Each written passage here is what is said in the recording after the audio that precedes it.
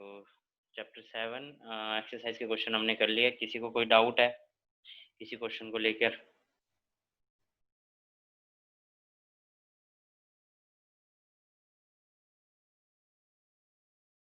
किसी को कोई डाउट नहीं है?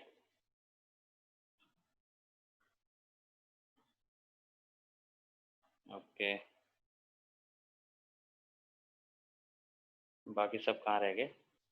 आए नहीं अभी तक?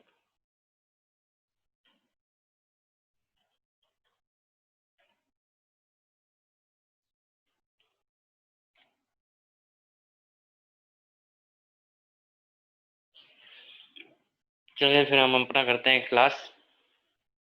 आज हम देखते हैं कि बोर्ड में 5 मार्क्स के क्वेश्चन किस तरीके से आते हैं। एक क्वेश्चन हमने किया भी था लास्ट क्लास में, तो उसी से रिलेटेड आगे कंटिन्यू करते हैं। तो जो क्वेश्चन है, with the help of level diagram describe briefly the underlying principle and working of a step up transformer. तो 5 मार्क्स के क्वेश्चन में पहला पार्ट पूछ रहा है स्टेप अप ट्रांसफार्मर के बारे में, जिसके अंदर प्रिंसिपल और वर्किंग आपसे पूछा गया है और लेवल डायग्राम आपको बनाना है। ठीक है, इजी है, ये कराया हुआ है। सेकंड पार्ट कहता है step up transformer converts a low input voltage into a high output voltage. Does it wallet law of conservation of energy? तो ये क्वेश्चन पूछ लिया जाता है कई बार, तो इसका आंसर आप लोग लिख सकते हो क्वेश्चन लिख के कि क्वेश्चन ही लिख लो। A step up transformer converts a low input voltage, question लिख लीजिए। A step up transformer converts a low input voltage low input voltage into a high input voltage.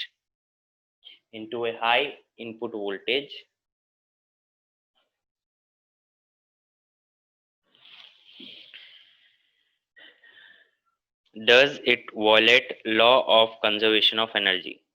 Does it violate law of conservation of energy? Does it violate law of conservation of energy? Explain. तो यानी कि जो step up transformer है वो हमने जैसे पढ़ा कि स्टेप अप ट्रांसफॉर्मर जो होता है या स्टेप डाउन ट्रांसफॉर्मर होता है वो लो इनपुट वोल्टेज से हाई इनपुट वोल्टेज में कन्वर्ट करता है और हाई वोल्टेज इनपुट वोल्टेज को लो इनपुट वोल्टेज में कन्वर्ट करता है। ट्रांसफॉर्मर का ये काम है। तो क्या ये कंजर्वेशन ऑफ एनर्जी का जो कॉन्सेप्ट है वो उसको वॉलेट करता है? इसको एक्सप्लेन करने के लिए पूछा जा सकता है। ये अभी 5 मार्क्स के क्वेश्चन में डाल दिया इस क्वेश्चन को, या अलग से 1 मार्क्स 2 मार्क्स में पूछा जा सकता है। तो आंसर होता है नो, ये वॉलेट नहीं करता है, बिकॉज इनपुट पावर और आउटपुट पावर सेम होती है। हालांकि वोल्टेज को इंक्रीज कर रहा है, बट जो पावर होती है उसको वो सेम मेंटेन करके रखता है। क्योंकि मेनली जब हम एनर्जी की बात करते हैं तो एनर्जी में पावर होता है। एनर्जी मतलब वर्क डन, हीट एनर्जी कह लें या एनर्जी कह लें, which is power into time. तो मेन जो है वो पावर का रोल होता है। तो इनपुट पावर और आउटपुट पावर सेम है, तो इसलिए हम ये कह सकते हैं कि एनर्जी के कंजर्वेशन को कॉन्सेप्ट को वॉलेट नहीं करता है। तो आंसर आप लिखेंगे अ step up transformer does not wallet the law of conservation of energy. A step up transformer does not wallet the law of conservation of energy, although although it enhance although it enhance although it enhance the output voltage it enhances the output voltage correspondingly output voltage but correspondingly reduces but correspondingly reduces the circuit current correspondingly reduces the circuit current so that power output क्या कह रहे हो Sameer? Sir वो थोड़ा सा repeat कर दो, energy पे। Energy, although it enhances the output, after full stop, although it enhances the output voltage, although it enhances the output voltage, Sameer mike बंद करो, enhances the output voltage but correspondingly reduces but correspondingly reduces the circuit current but correspondingly reduces the circuit current so that power output of even an ideal transformer so that power output even an ideal transformer is same as the power input is same as the power input।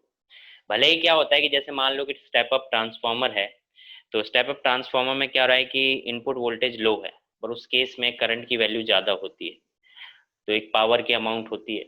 पर जैसे ही voltage को वो increase करते हैं तो current की value को reduce कर देता है, जिससे पावर का अमाउंट क्या रहे, सेम रहे।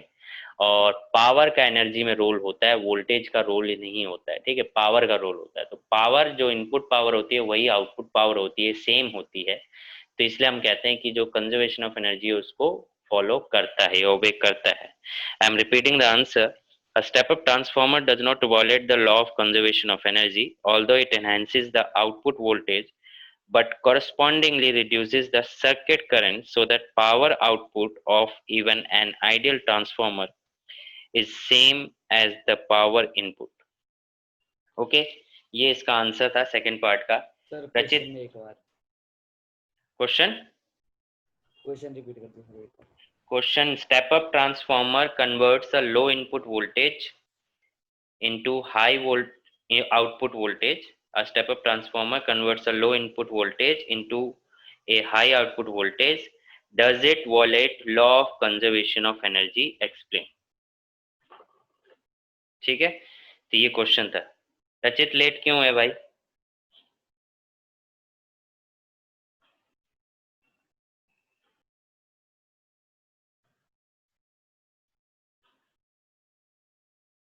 तो उन सर को बोला करो टाइम से छोड़ दो। अब कौन सा आने जाने का टाइम है, टाइम से छोड़ दो तुरंत। यहाँ 10 5 6 मिनट बाद क्लास स्टार्ट करता हूँ, इतने टाइम में तो ज्वाइन हो जाना चाहिए। अगर 1 2 मिनट का फर्क होता है, मैथ्स वाले सर को बोला करो फिजिक्स की क्लास होती है टाइम से छोड़ा करें, ठीक है।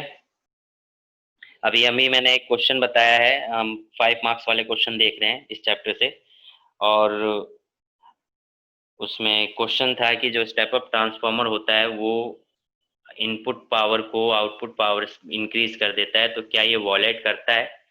वो चीज मैं बता रहा था और आंसर लिखवा रहा था। आप रिकॉर्डिंग देख लेना, बस यही है कि आंसर नो है, क्योंकि इनपुट पावर और आउटपुट पावर सेम रहती है।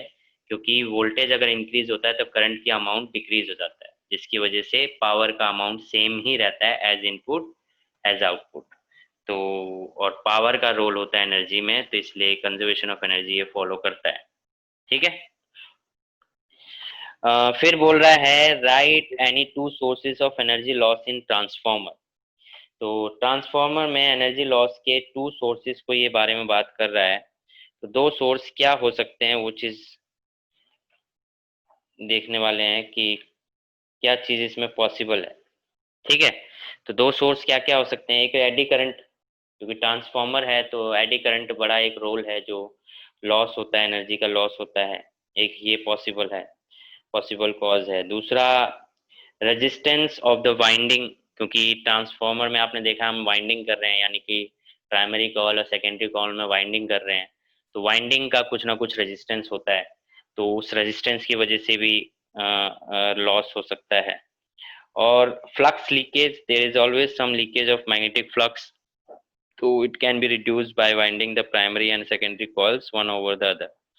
तो फ्लक्स का लीकेज जो है उसको रोका जा सकता है। तो सोर्सेस क्या क्या हो सकते हैं, ठीक है, इसके आंसर्स आप देख लेंगे, मतलब मैं बता दे रहा हूँ। पहला फ्लक्स लीकेज है, और पॉसिबल इसको मिनिमाइज कैसे किया जा सकता है? Winding the primary and secondary coils one over the other, यानी कि एक तो आपने एक एक नंबर कॉल्स बना दिया और उसके ऊपर ही लपेटे जा रहे हो। जैसे यूँ समझ लो पतंग उड़ाते हुए चरखी में आप धागे के ऊपर धागा लपेटे जा रहे हो ना, तो ऐसे ही अगर आप लपेट दोगे तो क्या होगा कि जो फ्लक्स की लीकेज है वो कम हो जाएगी, मिनिमाइज हो जाएगा, ठीक है। एक तरीका ये है। Resistance of the winding, the wires used for the winding have some resistance and hence some energy is lost due to the heat produce in the wire. क्योंकि रेजिस्टेंस है तो हीट प्रोड्यूस होगा, और हीट प्रोड्यूस होगा तो energy का loss होगा। It can be minimized by taking thick insulating copper wire for winding। और इसको मिनिमाइज कैसे किया जा सकता है? अगर आप थिक कॉपर वायर अगर आप लेते हो वाइंडिंग के लिए तो इससे कॉपर का रेजिस्टेंस थोड़ा कम होता है, तो इस वजह से एनर्जी लॉस कम हो सकता है। इसलिए आप देखना जो ट्रांसफार्मर होते हैं, जो बाइंडिंग हम करते हैं मोस्टली कहते हैं कि कॉपर का होना चाहिए, जैसे कि फैन है, मोटर की भी वाइंडिंग अगर होती है तो कॉपर वायर की प्रेफर की जाती है। ठीक है। देन है hysteresis, as the magnetization cycle of iron core is repeated again and again, some loss of energy takes place due to magnetic hysteresis। यानी मैग्नेटिक हिस्टेरिसिस की वजह से भी कुछ लॉस होता है। तो मेन आप तीन लर्न करके रख लो, flux leakage, resistance of the winding and eddy current, ये तीन मेन रीजन है। ठीक है, मतलब कॉज है एनर्जी लॉस का ट्रांसफॉर्मर में। Okay, clear. ये था आपका 5 यस मार्क्स का सर। क्वेश्चन, 5 मार्क्स का क्वेश्चन हो गया। ओके, नेक्स्ट क्वेश्चन देखिए क्या कहता है। मतलब इस चैप्टर से, चैप्टर 7 से ज्यादातर जो 5 मार्क्स का क्वेश्चन अगर आएगा तो वो आएगा ट्रांसफार्मर के बारे में। एसी जनरेटर का भी इतना नहीं आता जितना ट्रांसफार्मर के बारे में आता है। तो यूँ समझ लीजिए अगर चैप्टर 7 आपका टेस्ट हो रहा है या कुछ भी है तो ट्रांसफार्मर को अच्छे से कर लें। ओके, नेक्स्ट देखिए क्या है इसके अंदर। Next question, draw a schematic diagram of step up transformer. Again वही क्वेश्चन है, explain it's working principle, reduce the expression for the secondary to the primary voltage in terms of the number of turns in the two coils। ये हमने theory में पढ़ा है, number of turns के base पे relation निकाला है। in an ideal transformer how is the ratio related to the current in the two coils। Current का रेशियो निकालने के लिए बोला है, वो भी हमने निकाला है।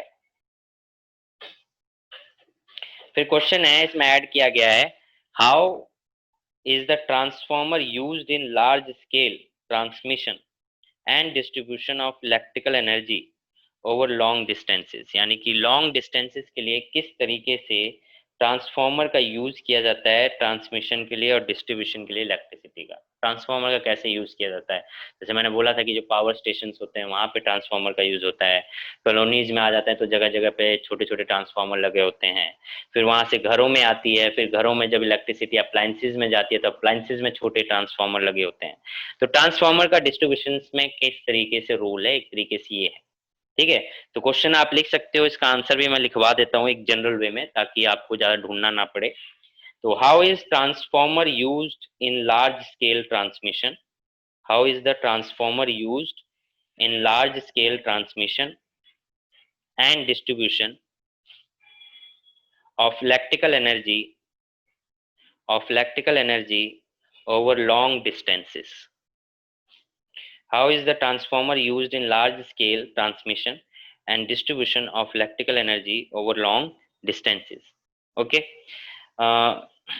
कोशिश ये करो कि अगर मैं आंसर में इसमें बोल देता हूँ तो रिकॉर्डिंग तो आपके पास जाती है, तो आप आंसर वहां से लिख लो, अभी समझ लो, क्योंकि अगर हम ज्यादा से ज्यादा क्वेश्चन कवर कर पाएंगे तो ज्यादा बेटर होगा। अब लिखवाने जाऊंगा तो क्वेश्चन कम कवर कर पाएंगे। ठीक है, तो आंसर क्या है, we want to transmit electrical power over large distances at highest possible voltage so that transmission loss is least possible. ठीक है, यानी कि हम जब लार्ज डिस्टेंस के लिए इलेक्ट्रिकल ट्रांसमिशन करते हैं तो हम क्या करते हैं कि हम उसको हाईएस्ट वोल्टेज पे कोशिश करते हैं पहुंचाने के लिए। क्योंकि क्या होता है कि जैसे घरों में पोटेंशियल की बात करें तो घरों में 220 ही चाहिए, उससे ज़्यादा नहीं चाहिए। मेन अमाउंट होता है करंट का, क्योंकि अलग अलग अप्लायंसेज हैं, उनको करंट की वैल्यू अलग अलग चाहिए होती है। ठीक है, तो घरों में करंट का मेन रोल है। अब अगर आप करंट को कितना हाई करंट भेजोगे, 200 एम्पियर, 300 एम्पियर, 4000 एम्पियर, और मैंने ये बताया भी था कि उसके मतलब इंक्रीज और डिक्रीज करने के लिए कोई डिवाइस भी नहीं है। तो हम क्या करते हैं कि हम ट्रांसफार्मर का यूज करते हैं, हम वोल्टेज को इंक्रीज कर देते हैं, करंट की अमाउंट को डिक्रीज कर देते हैं, जिससे क्या होता है कि दूसरा ये, और क्यों करते हैं इसका रीजन भी होता है। अगर आप देखोगे फॉर एग्जाम्पल के लिए, अगर एक वायर है, एनर्जी लॉस का फॉर्मूला क्या पढ़ा है आप लोगों ने, अगर आपने पढ़ा है 10th में भी पढ़ा है, अभी भी पढ़ रहे हो, एनर्जी लॉस का जो फॉर्मूला होता है जिसे हम जूल्स लॉ ऑफ हीटिंग कहते हैं, 10th में पढ़ा था ये जूल्स लॉ ऑफ हीटिंग। ये क्या था, आई स्क्वायर आर टी, स्क्वायर यही आर पढ़ा टी। था ना। आई स्क्वायर आर टी जो एनर्जी का लॉस होता है, यानी कि किसी वायर में जिसका रेजिस्टेंस आर है, करंट आई फ्लो करेगा तो उसके अंदर हीट जनरेट होगी। अब एक बात बताइए, वायर के रेजिस्टेंस को तो आप चेंज कर नहीं सकते, है ना, वायर के रेजिस्टेंस को आप चेंज कर नहीं सकते। करंट का अमाउंट को अगर आप बढ़ा दो घटा दो तो उससे आप एनर्जी लॉस को बचा सकते हो। इसका मतलब अगर आपको एनर्जी लॉस कम करना है तो बेसिकली आपको करंट के अमाउंट को ही डिक्रीज करना पड़ेगा, तभी आप एनर्जी लॉस कम कर सकते हो। बट अगर मान लो कि आप कम अमाउंट के करंट को वायर के थ्रू भेज रहे हो तो ऐसे में रास्ते में एनर्जी का लॉस कम तो होगा, पर ये भी तो हो सकता है कि अगर हमें लॉन्ग डिस्टेंस तक भेजना है, अब मैं यहाँ से इलेक्ट्रिसिटी चंडीगढ़ भेजना चाह रहा हूँ, तो ये तो इलेक्ट्रिसिटी रास्ते में ही खत्म हो जाएगी, वहां तक पहुंचेगी ही नहीं, है ना। सिंपल सी बात यही है ना। तो हम क्या करते हैं कि हम पोटेंशियल को इंक्रीज कर देते हैं। पोटेंशियल से क्या होती है, पावर इंक्रीज हो जाती है, यानी हाई पावर पे भेजते हैं। अब उससे क्या होगा कि ज्यादा हाई पावर पे भेजेंगे तो करंट का अमाउंट कम होगा। अब करंट का अमाउंट अगर कम होगा तो हीट जनरेशन भी कम होगा, यानी लॉस कम होगा। और हम जब हाई पावर पे भेजेंगे तो मान लो जो थोड़ा बहुत लॉस हो भी रहा है तो वो लॉस किस में डाल जाएगा, पोटेंशियल में। वहां पहुंचते पहुंचते हम पोटेंशियल को वापस अपने रिस्टोर कर सकते हैं, और रिस्टोर करेंगे तो करंट का अमाउंट तो वैसे ही इंक्रीज हो जाएगा। तो ये एक मेन रीजन होता है इसके लिए, इसके पीछे कि हम हाई वोल्टेज पे क्यों भेजते हैं। आई होप सभी को क्लियर हो गया होगा, किसी को नहीं क्लियर हुआ तो बोल सकता है। ठीक है, तो आंसर क्या था हमारा, मैं जो आंसर लिखवा रहा था, we want to transmit electrical power over large distances at highest possible voltage so that transmission loss is least possible. For this purpose, the power output of electrical generators is fed to suitable step-up transformer which raise the voltage to desired limit, generally bracket में लगा के लिख सकते हैं 400 kilowatt. ठीक है, यानी इतना हाई अमाउंट पे हम वोल्टेज को इंक्रीज कर देते हैं। ठीक है, 400,000 watt. When at a consuming centers the electrical power is to be distributed, its voltage is again reduced by the use of suitable step down transformers. Clear है सभी को? डाउट इस आंसर में, मैंने जो समझाया था?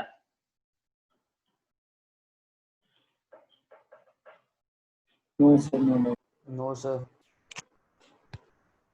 रिप्लाई कर दिया करो। निशु जी समझ में आ रहा है? Yes sir. तो मैं पूछू बोलूंगा, नाम लूंगा तभी आप यस सर नो सर बोलेंगे, है ना। अपने आप नहीं बोला जाता है। Nandini, yes sir. आ गया समझ में? अरे आंसर जरूर नोट कर लेंगे बाद में वीडियो चला के, ठीक है। नेक्स्ट क्वेश्चन देखिए हमारा जो 5 मार्क्स का, ये इतना ही था 5 मार्क्स क्वेश्चन। नेक्स्ट क्वेश्चन जो है अगेन सेम है, ट्रांसफॉर्मर के ऊपर 5 मार्क्स का क्वेश्चन। और समीर माइक बंद करो। नेक्स्ट क्वेश्चन देखिए क्या है। द गिवन सर्किट, यानी आपको एक सर्किट गिवन है।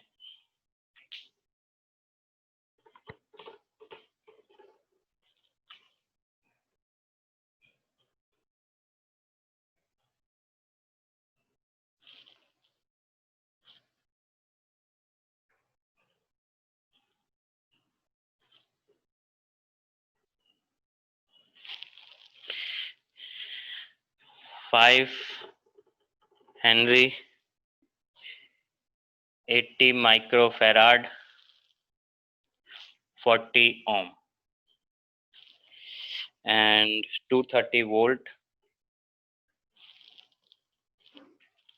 ये सर्किट डायग्राम आपको गिवन है, ठीक है।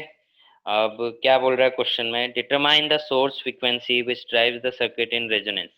तो सोर्स फ्रीक्वेंसी निकालनी है जो रेजोनेंस में इस सर्किट को डालता है, तो आप निकाल के दिखाएंगे जल्दी से सोर्स फ्रीक्वेंसी।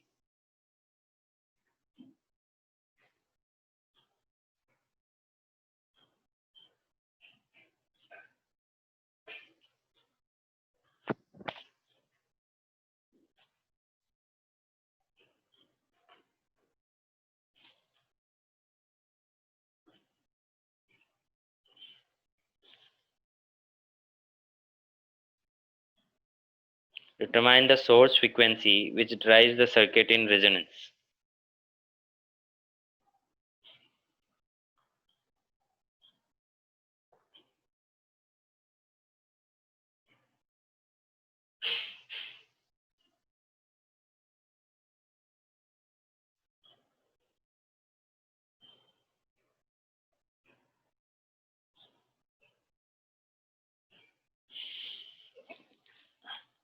थोड़ा लेंदी कैलकुलेशन है, मैं फॉर्मूला बता देता हूँ, सॉल्व करना तो आप कर ही लोगे कैलकुलेशन में। तो सिंपल सी बात है, रेजोनेंस के केस में हमने फ्रीक्वेंसी का फॉर्मूला तो अब तक आपको याद हो गया होगा, है ना।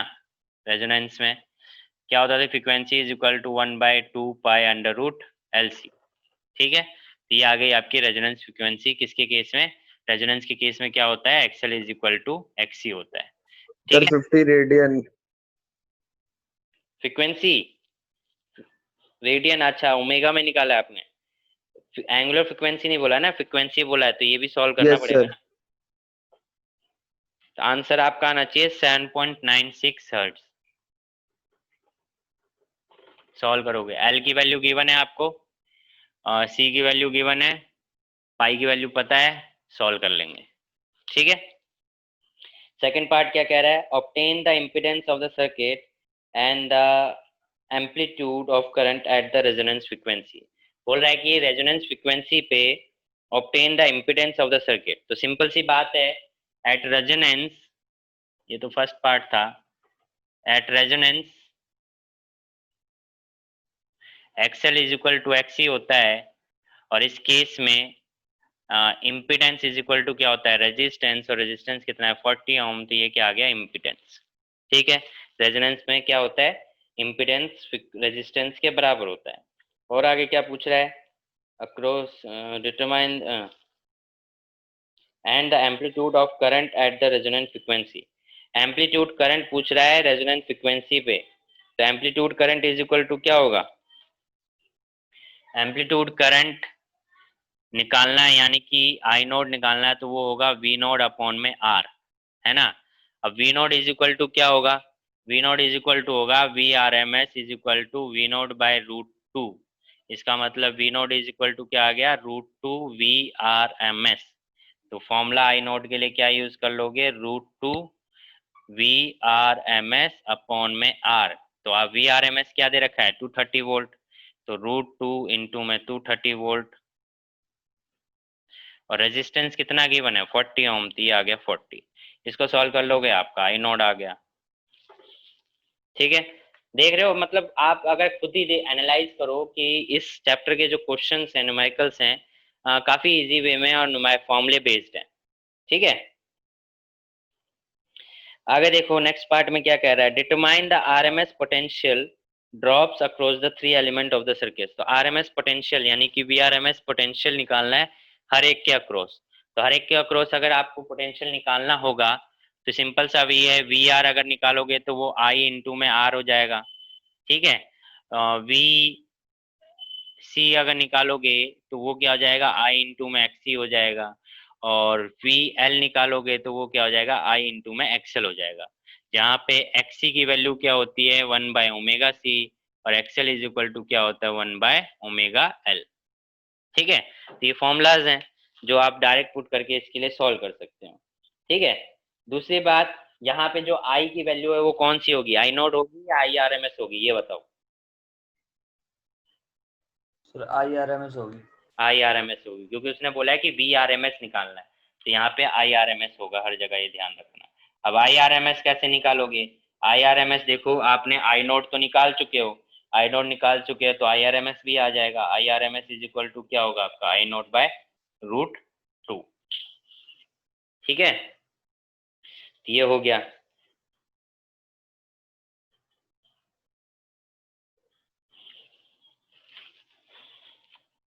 कह रहा है कि how do you explain the observation that the algebraic sum of the voltage across the 3 element in C is greater than the supplied voltage। यानी कि कह रहा है कि आप इस चीज को कैसे एक्सप्लेन करोगे कि जो आपने ये पोटेंशियल निकाला है इसके अक्रॉस, एल के अक्रॉस, सी के अक्रॉस और आर के अक्रॉस, इसका अगर आप अल्जेब्रिक सम कर दो, मतलब तीनों के पोटेंशियल को ऐड कर दो, तो वो इससे ज्यादा आएगा। इस चीज को आप कैसे एक्सप्लेन करोगे।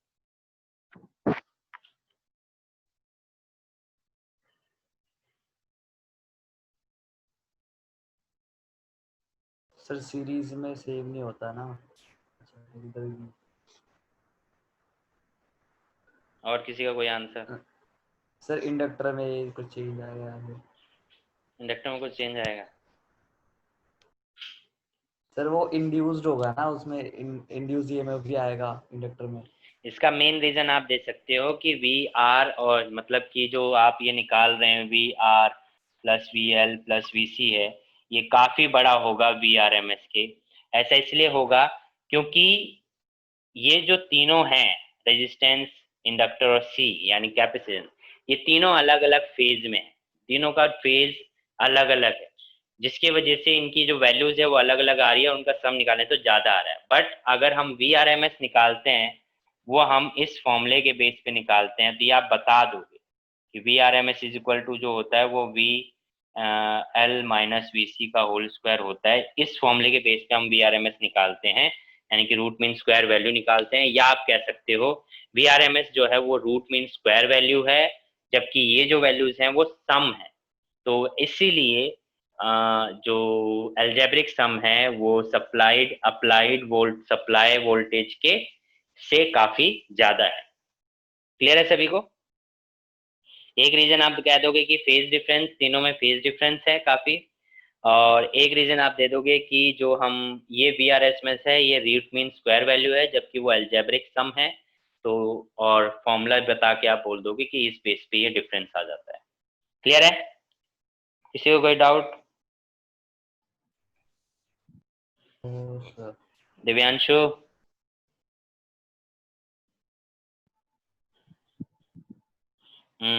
यस नो बोल दिया कर, थम्स अप कर रहा है। तो यहाँ तक बात क्लियर हो गई। ये था एक 5 मार्क्स का क्वेश्चन। नेक्स्ट 5 मार्क्स का क्वेश्चन क्या है, देखिए, मतलब ऐसे सिमिलर सा मिलता जुलता सा क्वेश्चन होगा। N AC source generating voltage, हाँ चलो देखो क्या लिखा हुआ है, इसको मैं रब कर रहा हूँ, इसमें तो सिंपल फॉर्मुलेज हैं, तो इसमें कुछ ऐसा खास तो है नहीं।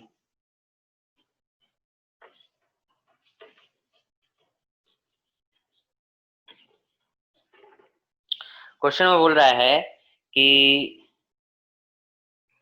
N AC source generating voltage V is equal to V naught sine omega t, यानी कि instantaneous voltage, and connected to a capacitor of C, find the expression for the current I flowing through it. ये आप कर सकते हैं। अच्छा चलो ये बताओ, मैंने रिपीट करना सर क्वेश्चन। क्वेश्चन ये है कि AC source generating a voltage V is equal to V naught sine omega T. V not की जगह कई बार इस तरीके से भी लिखा हो सकता है, ठीक है, V naught sine omega t यानी Vm sine omega t, and is connected to the capacitor जिसकी कैपेसिटेंस C है, ठीक है। तो find the expression for the current I flowing through it, यानी कि इस कैपेसिटर्स में से जो करंट फ्लो कर रहा है उसके लिए एक्सप्रेशन फाइंड करना है। ये कर सकते हैं?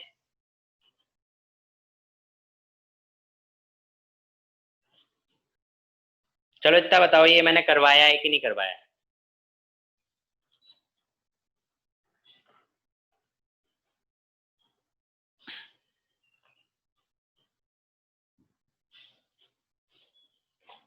इतना तो बता सकते हो, ये मैंने करवाया हुआ है, जिसमें 3 केस हमने किए थे। AC circuit containing resistance only, AC circuit containing capacitor only, AC circuit containing inductor only. तो ये वाला जो केस है वो केस हो गया AC circuit containing capacitor only, जिसमें हमने हमने लेट किया था कि अल्टरनेटिंग EMF जो है वो E is equal to E naught sine omega t है।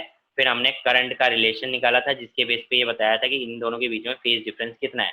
तो उसमें जो करंट का रिलेशन हमने निकाला है वही डेरिवेशन यहाँ पे लिखनी है, करनी है, same as it is, same to same. फिर उसके बाद बोल रहा है plot a graph of V and I versus omega t to show that current is pi by 2 ahead of the voltage. Same phasor diagram बनाना है। देखो question पढ़ के लगा कि सर क्या पूछ रहा है, बट देखो कराया हुआ क्वेश्चन है।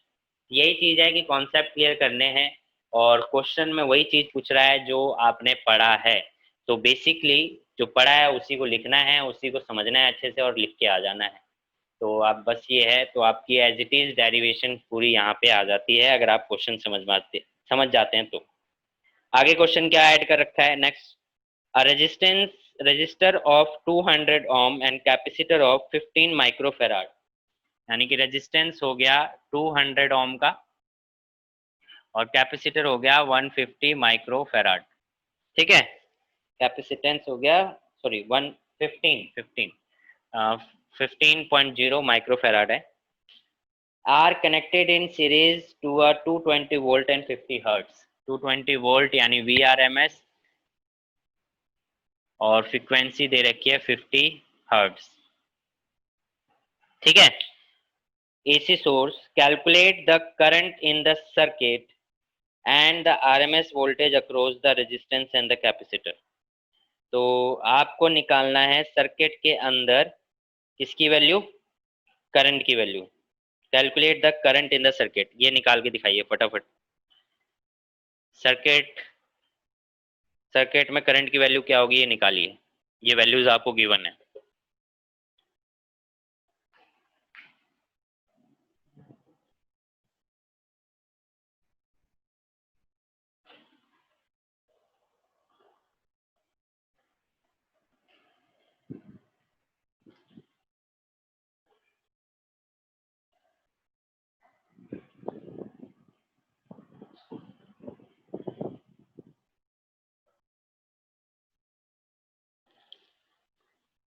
सर 1.1। क्या कह रहे हो? 1.1 क्या? 1.1 तो नहीं है, कैसे निकाला है? हाँ सर निकाल रहा हूँ अभी।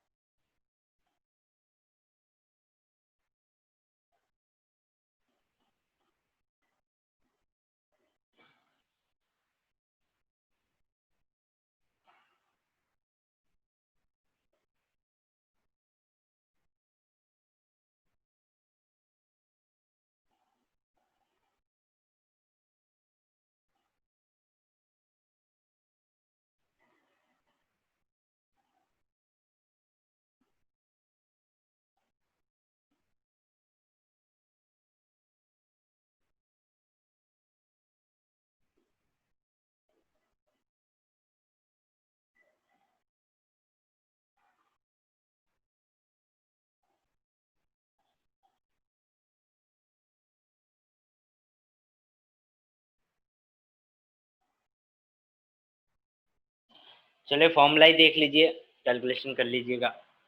करंट निकालना है तो IRMS करंट निकलेगा और वो क्या आएगा, VRMS अपॉन में Z। क्योंकि सर्किट में R और C दोनों है तो टोटल सर्किट रेजिस्टेंस देखेंगे। और Z कैसे निकलेगा यहाँ पे, क्योंकि L नहीं है तो आप सिंपल क्या कर दोगे, R का स्क्वायर प्लस XC का स्क्वायर। और XC का स्क्वायर का मतलब हो गया R का स्क्वायर प्लस 1/ω/C का स्क्वायर।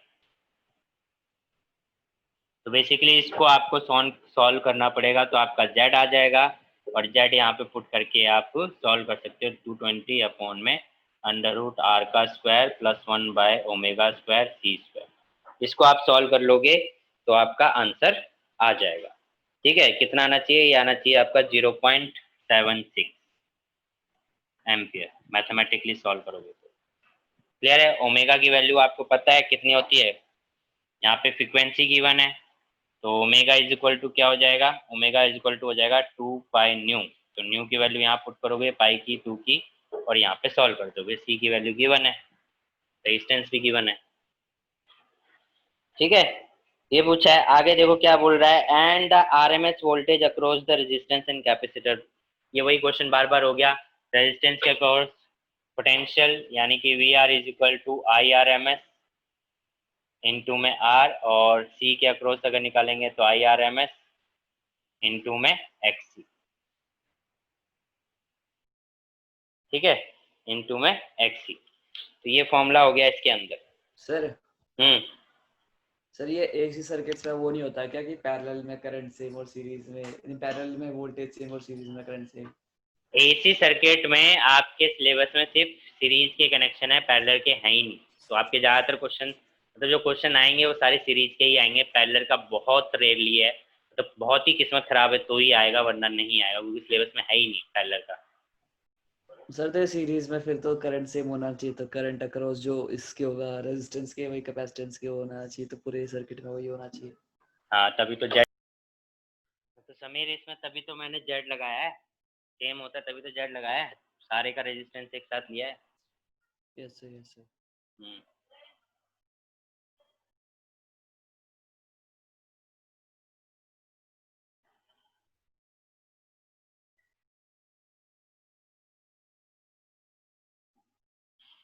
नेक्स्ट पार्ट में देखो क्या कह रहा है। नेक्स्ट पार्ट में कह रहा है कि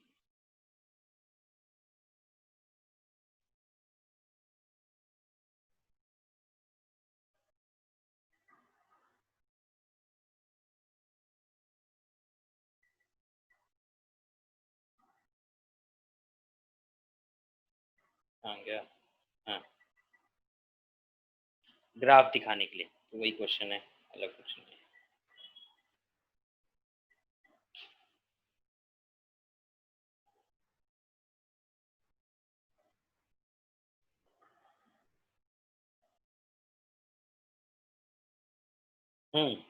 अभी कुछ क्वेश्चन एक है अजीब अलग सा क्वेश्चन देखेंगे। क्वेश्चन कह रहा है कि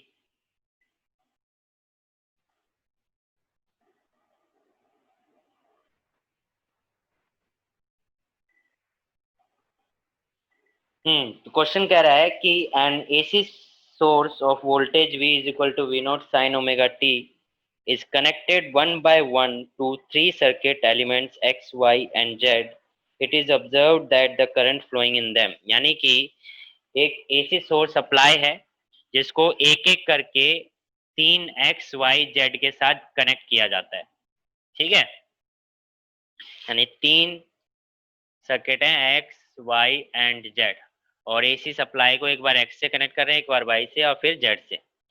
तो उसमें ये देखा जाता है कि जो करंट फ्लो कर रहा है, it is observe that the current flowing in them, first part, is in phase with the applied voltage for the element X। तो बताइए X क्या है। Identify the three circuit element. तो मैं पहले बता ही देता हूँ, पहले वाले में बोल रहा है in the phase with the applied voltage for element X। Second part में lags the applied voltage in phase by pi by 2 for element Y and leads the applied voltage in phase by pi by 2 for element Z। ठीक है, यानी कि second में current से पीछे चल रहा है, करंट वोल्टेज से पीछे चल रहा है पाई बाय 2 वाई में, जेड में करंट पोटेंशियल से पाई बाय 2 आगे चल रहा है। तो क्वेश्चन है identify the three circuit element, find an expression for current flowing in the circuit, net impedance of the circuit, and when the same AC source is connected across the series combination of the elements X, Y, Z। तो पहले तो ये बताओ कि तीनों element क्या क्या हैं। X क्या है?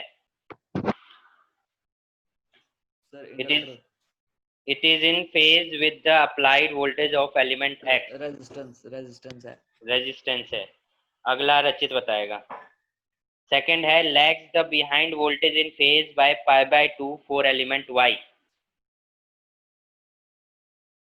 lags the applied voltage in phase pi by 2 for element Y। Element Y के लिए करंट वोल्टेज से पाई बाय 2 पीछे चल रहा है, तो कौन सा एलिमेंट है ये रचित?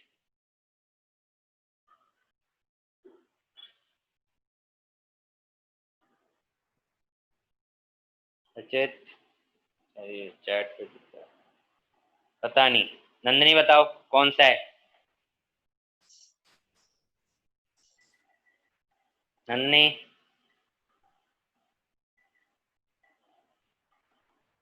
किसको पता है समीर को छोड़ के? सर इंडक्टर है। इंडक्टर है। मुझे मुझे मुझे, आशीष को भी पता है। आशीष आपका क्या आंसर है, इंडक्टर या कैपेसिटर? इंडक्टर। इंडक्टर। हाँ, तो इंडक्टर में जो करंट होता है वो वोल्टेज से पीछे होता है। तो थर्ड बचा जेड, तो सिंपल है, इजी है, क्लियर होगा कि अगर एक रेजिस्टेंस है दूसरा इंडक्टर है तो तीसरा क्या होगा, कैपेसिटर। कैपेसिटर में जो करंट है वो वोल्टेज से आगे होता है। अभी तक ये ध्यान नहीं रचे तो पढ़ाई करो, पढ़ाई ढंग से पढ़ो। बाकी तो कर ही रखा है आप लोगों ने। Derive an expression for the impedance of LCR circuit connected to an AC supply for variable frequency। ये आप लोगों ने डेरिवेशन हमने करी है। Plot a graph showing variation of current with the frequency of the applied voltage. अच्छा ये कौन सा ग्राफ है बताओ? Plot a graph showing variation of current with the frequency of the applied voltage, ये कौन सा वाला ग्राफ है? मैंने बनाया भी था सर वो ऊपर नीचे वाला फिर क्या कहते हैं? ऊपर नीचे वाला, रेजोनेंस वाला, क्यू फैक्टर, शार्पनेस, ये वाला। Yes sir. ठीक है, ये वाला। ये आपका वेरिएशन हो गया करंट का फ्रीक्वेंसी के साथ।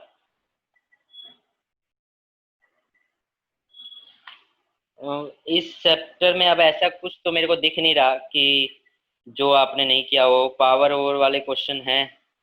हाँ चलो ये एक टाइप का क्वेश्चन आ जाता है, ये देख लेते हैं। चलिए ये तो थे 5 मार्क्स के क्वेश्चन, बहुत सीधे सीधे क्वेश्चन थे। अब एक क्वेश्चन देखते हैं। ये थोड़ा वैसे आने के चांसेस बहुत कम होते हैं, पर एक दो बार आए हुए हैं तो आपको आना चाहिए। अ town situated 20 kilometre away. Information लिख लेना है, इस टाइप के क्वेश्चन आ जाते हैं कई बार।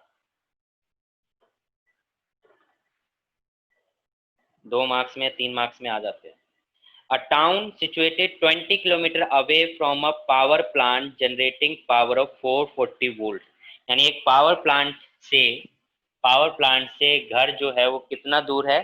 वो दूर है टाउन से 20 किलोमीटर। ठीक है, 20 किलोमीटर दूर है।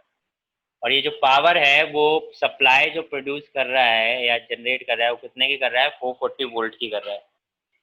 Requires 600 kilowatt of electric power at 220 volt. यानी कि a turn situation 20 kilometre away from a power plant generating power at 440 volt requires 600 kilowatt of electric power. यानी कि जो 440 वोल्ट की पावर जनरेट कर रहा है पावर, उसको रिक्वायरमेंट है 600 किलोवाट के इलेक्ट्रिक पावर की एट 220। यानी 220 पे उसको कितने की चाहिए? 600 किलोवाट की पावर की रिक्वायरमेंट है। ठीक है। The resistance of the 2 wire line carrying power is 0.4 ओम पर किलोमीटर। ठीक है, यानी 1 किलोमीटर में जो रेजिस्टेंस है वो क्या दे रखा है? 0.4 ओम पर किलोमीटर। 1 किलोमीटर में 0.4 ओम है। The town gets power from the line through a 3000 220 volt step down transformer at a substation in the town। यानी कि एक ट्रांसफार्मर की हेल्प से जो कि 220 वोल्ट 3000 से 220 वोल्ट को कन्वर्ट कर सकता है, ऐसे ट्रांसफार्मर के थ्रू उसको इलेक्ट्रिसिटी मिल रही है टाउन को। ठीक है, यहाँ से इलेक्ट्रिसिटी आ रही है। तो find the line power losses in the form of heat. तो आपको ये बताना है कि जब यहाँ से यहाँ पावर जा रही है तो उसमें लॉस कितना हो रहा है, कितना लॉस हो गया यहाँ से यहाँ आने में पावर का, हीट के फॉर्म में लॉस कितना हो गया। तो कैसे निकालेंगे लॉस?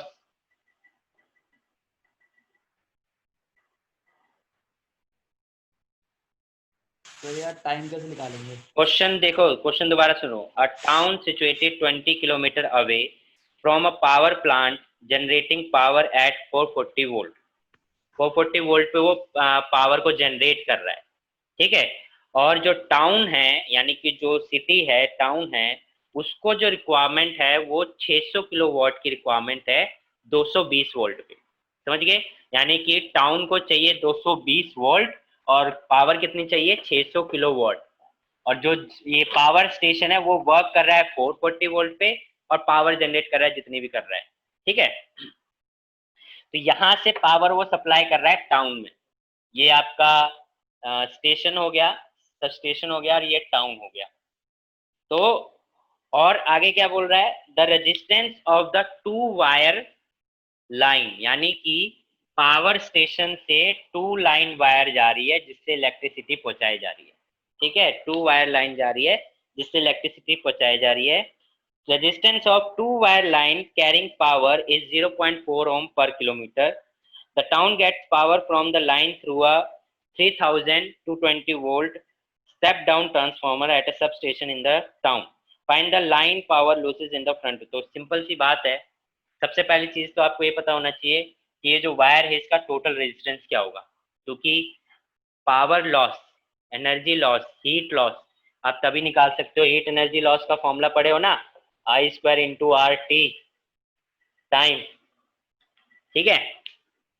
तो टोटल पहले तो रेजिस्टेंस निकालना पड़ेगा। अब रेजिस्टेंस के लिए बोल रहा है कि 0.4 ओम पर किलोमीटर है, यानी 1 किलोमीटर पे 0.4 है, तो टोटल कितना हुआ, अगर ये 20 किलोमीटर का है और 2 लेंथ है तो टोटल लेंथ ऑफ वायर क्या आई, टोटल लेंथ ऑफ वायर कितनी आ गई, 2 into 20 kilometre is equal to 40 kilometre, ठीक है। और रेजिस्टेंस निकालोगे टोटल तो वो कितना आ जाएगा, 0.4 इंटू 40 16 ओम, ये आ जाएगा रेजिस्टेंस। समझ गए, इतनी बात आप निकाल लिए। और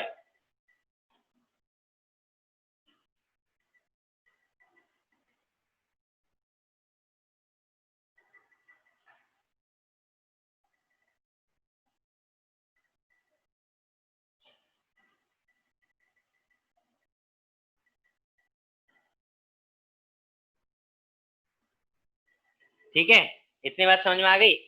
अब इतनी बात समझ में आ गई तो आर तो पता चल गया, अब करंट की वैल्यू बात पता होनी चाहिए कि करंट कितना मिलेगा। टाइम तो देखो ये हम ये कि जो हीट लॉस है वो पर सेकंड निकाल देंगे या पर आवर निकाल देंगे, कितने टाइम, यानी पर आवर या पर सेकंड में इतना हीट लॉस हो रहा है, हम ये कह सकते हैं, यानी कि टाइम को 1 ले सकते हैं, ठीक है। तो देखिए पावर क्या आ रही है, इसने बोला कि पावर कितनी आ रही है, 600 किलोवाट, पावर कितनी मिल रही है टाउन को, 600 किलोवाट। और जो लाइन आ रही है, जो टाउन के अंदर जो ट्रांसफॉर्मर है, टाउन के अंदर जो ट्रांसफॉर्मर है वो कितने से कितने में कन्वर्ट कर रहा है, 3000 वोल्ट से 220 में कन्वर्ट कर रहा है। इसका मतलब ये जो लाइन है इसके अंदर वोल्टेज कितनी आ रही है, 3000 वोल्ट। तो वोल्ट कितनी सप्लाई हो गई, 3000 वोल्ट, सब स्टेशन से 3000 वोल्ट आ रही है। तो इस लाइन के अंदर यानी कि ये जो वायर है, इस वायर के अंदर करंट कितना फ्लो कर रहा है वो कैसे आएगा, P is equal to V I होता है, तो यहाँ से I इज इक्वल टू क्या आ जाएगा, पावर अपॉन में वोल्टेज, यानी कि 600 किलो मतलब कि ये अपॉन में 3000, ये तो गया, तो ये कितना आ गया, 200 एम्पियर, कितना आ गया, 200 एम्पियर, यानी कि पावर स्टेशन से जो करंट भेजा जा रहा है वो कितना भेजा जा रहा है, 200 एम्पियर भेजा जा रहा है, ठीक है, जो कि आगे चल के ट्रांसफॉर्मर उसको चेंज कर देगा। तो 200 एम्पियर की करंट क्या फ्लो कर रही है उसके अंदर।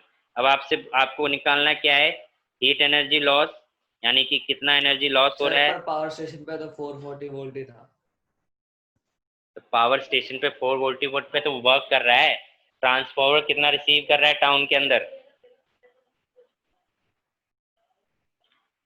अच्छा सर, मेन तो टाउन की बात हो रही है ना, पावर स्टेशन कितने पे वर्क कर रहा है उससे क्या लेना देना, वो तो उतने पे वर्क कर रहा है, पर भेज कितना रहा है, 440 पे, वही चीज है ना, मतलब इतना पढ़ाओ घूम फिर के आ जाना जीरो पे, 440 पे वर्क कर रहा है, 440 वोल्ट पे वर्क कर रहा है।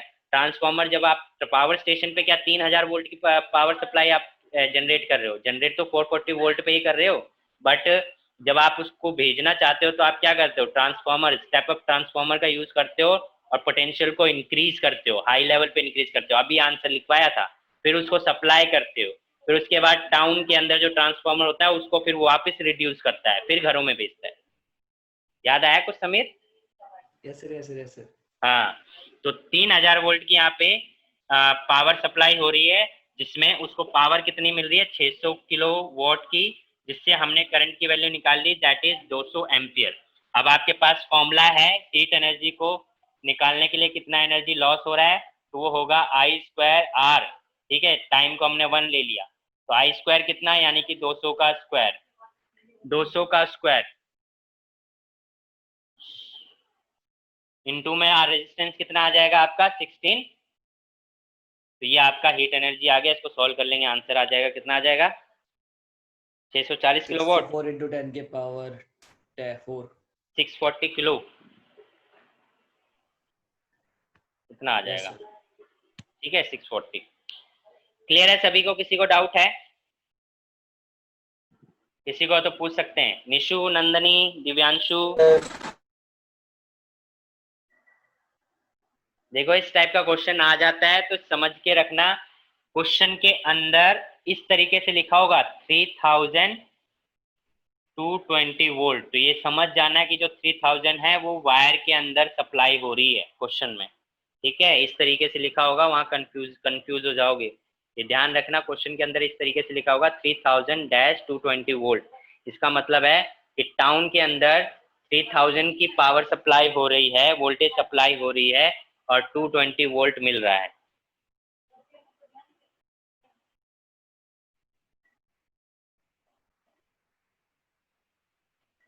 Okay, sir. Nandini, Nishu, Divyanshu clear है? रचित,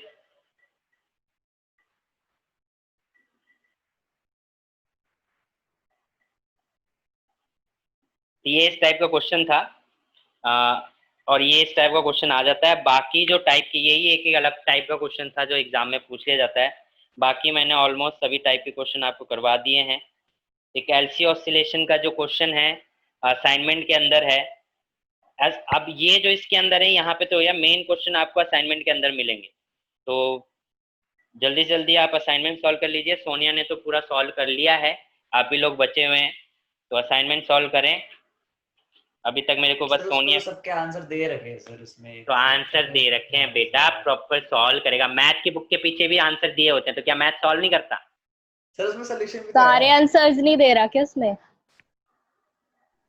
हाँ, सारे आंसर्स नहीं दे रखे, सही बात, बिल्कुल सही बात। शॉर्ट आंसर्स के एक भी नहीं है उसमें, सारे सॉल्व करने पड़ेंगे। तो असाइनमेंट सॉल्व कर लो, बोर्ड की काफ़ी हेल्प मिलेगी। ठीक है, हल्के में मत लो कि ऑनलाइन क्लास चल रही है तो हल्के में लेके बैठे हो। चलिए, किसी को कोई डाउट, किसी को कुछ पूछना है?